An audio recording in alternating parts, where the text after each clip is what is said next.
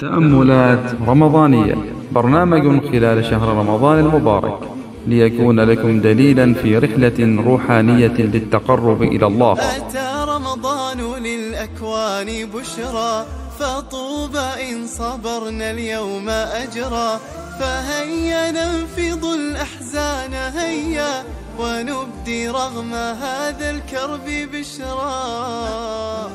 أتى رمضان للأكوان إن أفضل الشهور عند الله شهر رمضان، شهر تتنزل فيه الرحمات، شهر الرحمة، شهر المغفرة، شهر العتق من النار. وإن أفضل ليلة في هذا الشهر الفضيل ليلة القدر.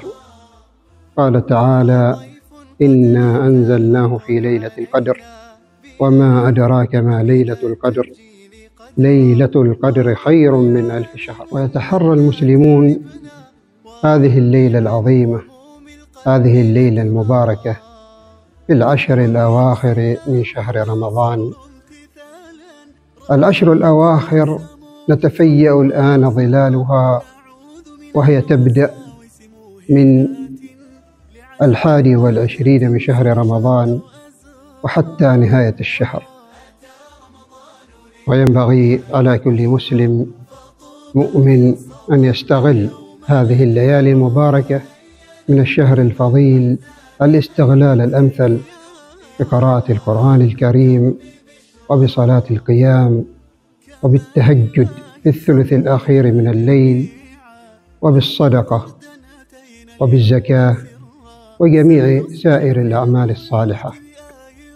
ومن المؤسف أن في هذه الأيام العظيمة المباركة أن يشتغل الناس بالتسوق وبالخروج للأسواق، مشتريات العيد التي ينبغي أن يتجهز لها أو أن يشترى لها قبل ذلك. وفي الختام أسأل الله لي ولكم حسن الصيام وحسن الختام، وأن يبلغنا ليلة القدر، وأن يجعلنا من المقبولين، وأن يتقبل منا الصيام والقيام، إنه سميع قريب مجيب الدعاء.